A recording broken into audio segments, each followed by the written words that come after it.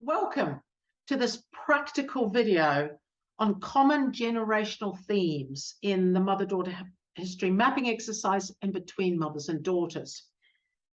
So let's start by putting down all the three generations of women. So the grandmother, the mother, and the daughter. Of course, your client, you may have, if you've got your client is the daughter, remember, if you've got a mother-daughter couple, then you've got your daughter and your mother, but the mother is also a daughter, remember. So let's start with no needs voice.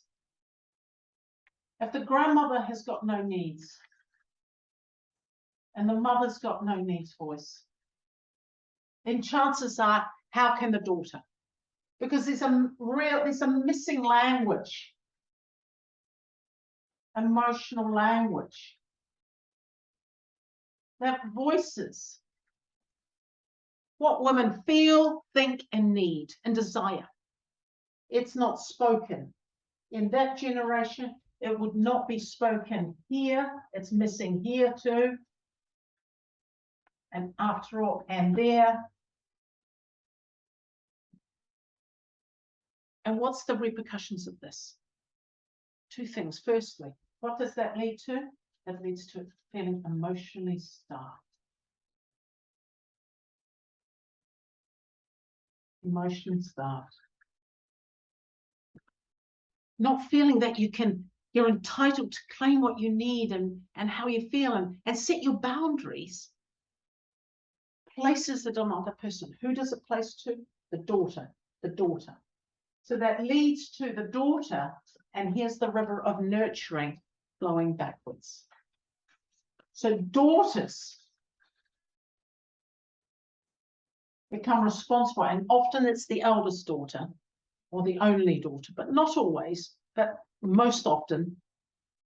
When I do workshops, or teach, I often ask how many eldest or only daughters, and it's over 50%. So daughters responsible for meeting mother's needs, unvoiced, unacknowledged needs. And that would be the same. So daughters, the daughter becomes an expert in listening for what the mother needs emotionally, the support she needs, what's going on for her, and she doesn't become an expert on herself. So there is this, silent within herself. Knows her mother better than she knows herself. And this theme I'm seeing actually at the moment a lot, with daughters in their 20s and 30s and sometimes early 40s wanting to end.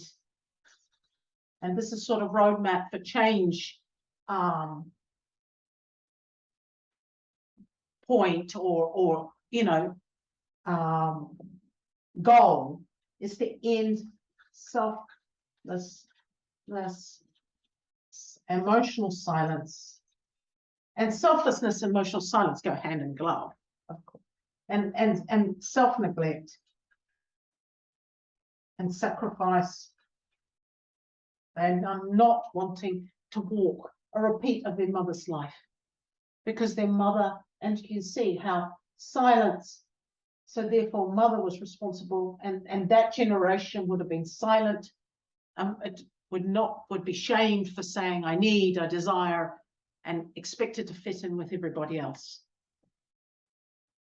Let's look at another dynamic here, jealousy, which I see as grief. Jealousy is one of the most misunderstood dynamics between mothers and daughters. And mothers are shamed, in terms of maternal jealousy, are shamed for feeling jealous of their daughter. And really, if you see it as grief, it gives you a completely different lens to what might actually be going on. So think of it this way. So the grandmother, you know, what was her unfulfilled career goals? What did she want to be? What did she dream of being, of doing?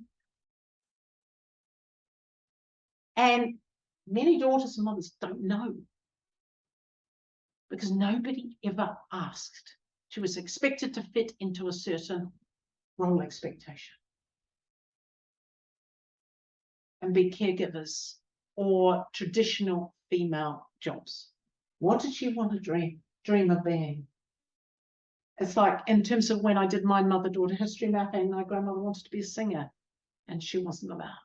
And so she silenced her singing voice and everything, and her entire voice. And the same here. What did the mother dream of being and doing? And so the daughter becomes the uncomfortable mirror. And there is the generational difference in terms of role changes.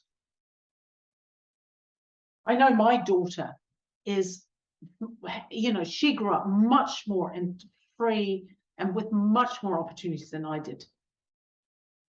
And in a sense, I think my mother and my grandmother would have had very similar lack of opportunities.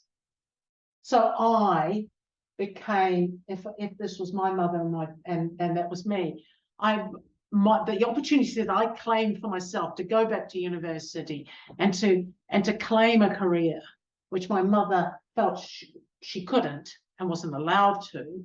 After all, my grandmother was expected to leave her job when she got married. That was the law in the 1940s in Holland. So I was my mother's uncomfortable mirror. I showed her what she never got to have and never got to be, and that is the grief.